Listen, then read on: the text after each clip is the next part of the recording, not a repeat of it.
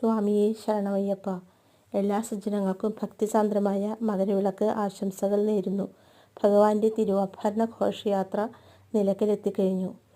മകരജ്യോതി ദർശനം 6:45 ഭൂതനാഥ സദാനന്ദ സർവഭൂതദയാപര രക്ഷ രക്ഷ മഹാബാഹോ ശാസ്ത്രേ തുഭ്യം നമോ നമഃ. ലോകവീരം മഹാപൂജ്യം സർവരക്ഷാകരം വിഭും പാർവതീഹൃദയാനന്ദം ശാസ്താരം പ്രണമാമ്യഹം.